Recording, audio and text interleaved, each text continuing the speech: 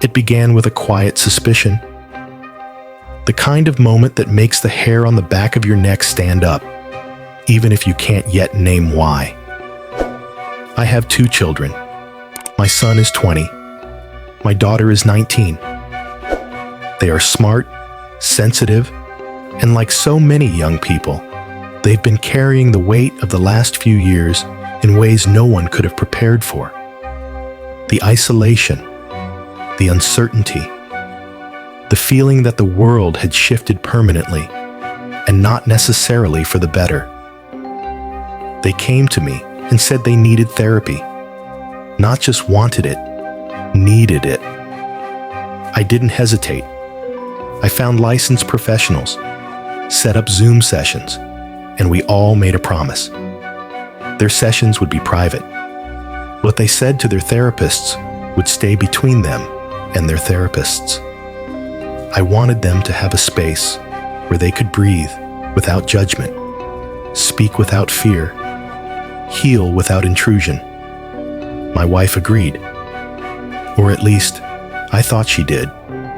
It was a Wednesday. My daughter's therapy session was scheduled for the afternoon. My wife said she was going to take a nap. I didn't think anything of it. But she returned to the living room exactly 3 hours later, right after both kids had finished their sessions.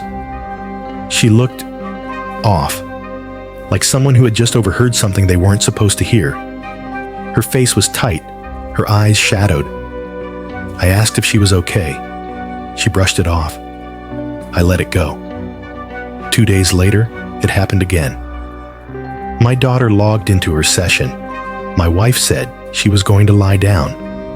Hours later, I went to wake her for dinner, only she wasn't sleeping. She was sitting there, in front of her tablet, watching a video. I didn't register it at first, until I heard my daughter's voice. Not her casual, everyday voice. Her therapy voice. Soft, raw, vulnerable. She was watching a recording of my daughter's private therapy session. It's hard to explain what that felt like in the moment. A mixture of shock, disbelief, and a sudden rush of anger that made my chest ache. It felt like walking into a church and finding someone vandalizing the altar. I confronted her right then. I told her she had no right, none at all, to do this. We had promised our children privacy. We had given them our word.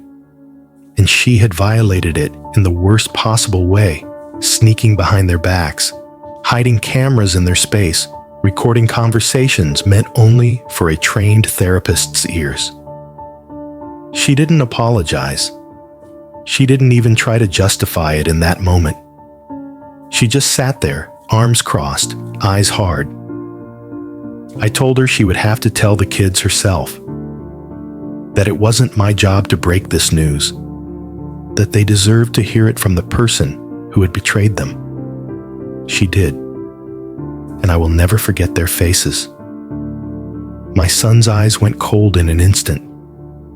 My daughter's lips parted, as if she couldn't quite process the words she was hearing. Her hands trembled. My son asked, "Why?" She had no answer. They told her they didn't want anything to do with her. They told her she had crossed a line that could not be uncrossed. That's when she turned on me, said this was my fault, that I had forced her into this situation, as if I had made her place a hidden camera in our daughter's room, as if I had made her watch those sessions. She left that night, packed a bag, and went to stay at a friend's house. Since then, I've had calls from some of her friends accusing me of being a terrible husband. But when I explained what happened, most of them went silent. Some apologized. A few even admitted they would have done exactly what I did. My kids, on the other hand, have thanked me. They said they're grateful I didn't keep this from them, that at least now they know I'm someone they can trust, that I meant it when I promised their therapy would be private. As for my wife, soon to be my ex, she's never explained why she did it. She hasn't offered a shred of remorse, just silence, distance, and blame. Then in a twist I never saw coming, a mutual friend found this very story online, showed it to her. Now she knows the world has heard about what she did.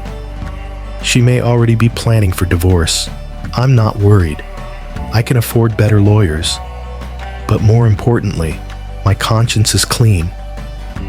I kept my word to my kids. The irony is that I still don't know exactly what she hoped to gain from spying on them. Did she think she'd hear something she could fix? Was she looking for confirmation of her own fears? Or was it simply about control? What I do know is this: I can't undo the damage she caused, but I can make sure my kids never have to doubt where I stand. They have one parent who will protect their boundaries, even if it means destroying my marriage. So, am I the asshole for forcing her to confess? Because from my perspective, the only thing worse than what she did would have been letting her get away with it. Silence would have made me complicit. And if there's one thing I will not be in my children's lives, it's another person who breaks their trust. And maybe that's the real question here. When someone you love commits a betrayal this deep, is it kinder to hide it for the sake of peace, or to expose it so the healing can begin? This story cuts right to the core of what it means to protect the people you love. Trust is not a small thing. It's the foundation of every healthy relationship. It's built slowly, over time, through actions that match words. And it can be shattered in a single moment. Therapy is not just a conversation. It is a lifeline. A private, sacred space where people dare to be honest in ways they often can't with anyone else. To invade that space is to take a sledgehammer to someone's sense of safety. Some people think love means full access, knowing every detail, hearing every thought.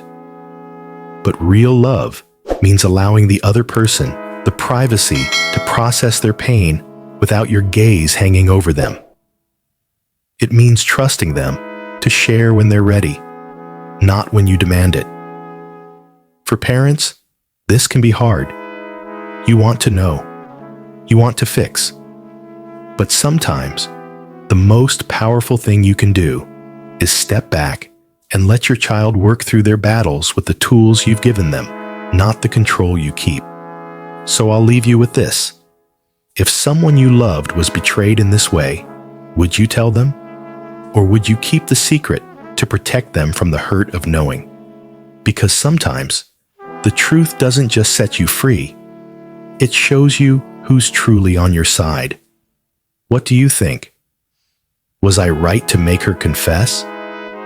Or should some truths stay hidden, even when silence comes at the cost of trust?